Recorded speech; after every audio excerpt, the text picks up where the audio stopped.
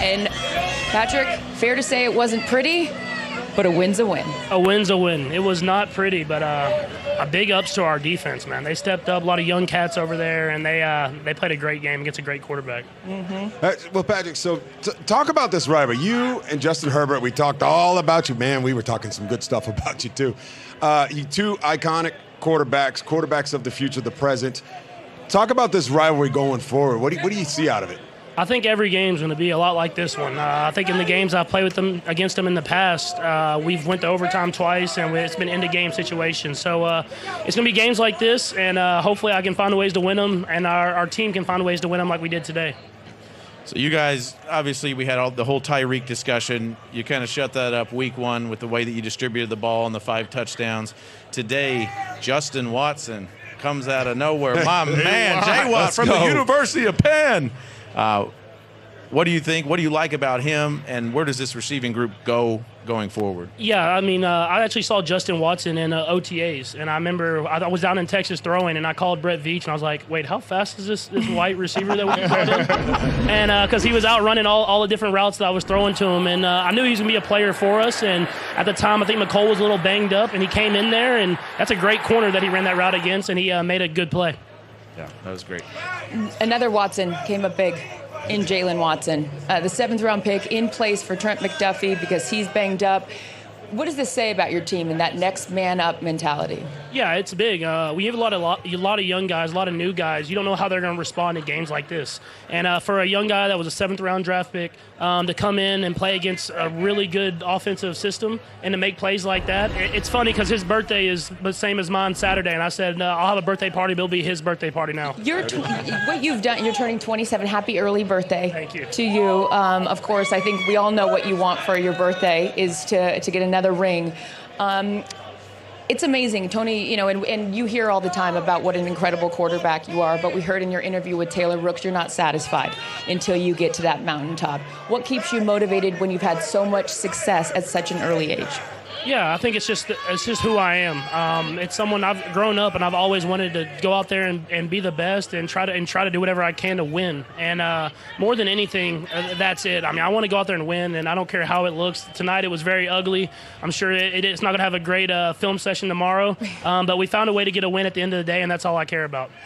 Patrick, what did you think? I mean, obviously, this group up Chargers up front, adding Khalil Mack, Joey Bosa, we know how great he's been, but your line really up front did a great job of you guys protected him early, did some things to get the ball out fast, but how did you feel they played against, obviously, 2 of the best rushers of their time? Yeah, we have one of the best offensive lines in the league, and I think Brett Veach did a great job of last year bringing those guys in, and we have young guys that have kind of grown and gotten better and better, and then we have some veteran guys there that are kind of can be that staple that really shows those guys how we come along on this offense, and a lot of guys have gotten a lot of reps together now, and Trey Smith was kind of playing on a banged-up ankle, and he played his tail off against a really great defense. Yeah, you guys made some second-half adjustments, and they were great. I think you guys were getting the ball out quick early, but you guys also made some protection changes. What did you guys talk about at halftime? Yeah, we kind of talked about if we're going to try to take some shots, which I thought we needed to do, because even though we were getting it out fast, I think they had a great job of rallying to the football early, that we had to give some extra help to the guys, and that's tight ends chipping, running backs chipping, sliding to certain guys in certain situations, and we did a great job of it. I mean, obviously, we want to be better and trying to hit some of those deep shots that we missed, but that goes with me and the offensive line being on the same page, and I mean, that's a great defense, and I'm glad some of those picks got dropped and some flags were thrown. How about your crowd? Yeah, the crowd, best crowd in the National Football League for sure. Chiefs Kingdom, baby. Congrats, man. This place was rocking. We're early on in the season, a lot of things ahead of you, but what can you take away from tonight that's a positive, aside from the win? I know that film study will be a challenge tomorrow, but what are some things that you did tonight that you guys are happy with? I think it's just the way we battled, the adversity that we kind of battled through in the beginning of the game. The defense kept us in the game. The offense stepped up when we needed to. We ran the ball when we needed to. And you never know with new teams if you're going to be able to do that. And to show that this early in the season, I think we can carry that going into the rest of it. As a guy that tried to do what you make so easy for 17 years, we're going to show some clips right here. And this is just you and your arm angles. And, I mean, every time, it almost hurts my shoulder every time I see you throw. But it's absolutely incredible. I'm assuming this is just always the way you've done it. Yeah, I'm a baseball player at heart. I mean, that's just who I am, playing shortstop back there. And I've learned to play this quarterback position over the years.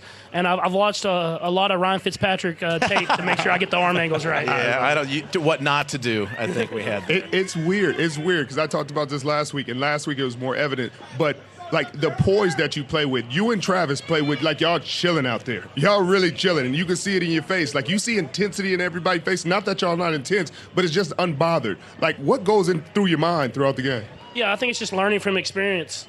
We've been in a lot of big games now, and obviously we want to continue to be better and continue to be hungry. But we kind of go back on that and then not letting the moment be too big. And it's something that I've tried to harp on. And early in the game, even though we were struggling, we kind of kept with it. We kept with the plan and found a way to put up enough points to get the win. Well, you are now 5-0 in home openers. You get the Colts next. You head on the road. Enjoy your birthday and enjoy this win. A huge one to start the season and a big one for us starting off here on TNF. Thank you, Patrick. Thanks, Patrick. Appreciate it. Congrats, brother.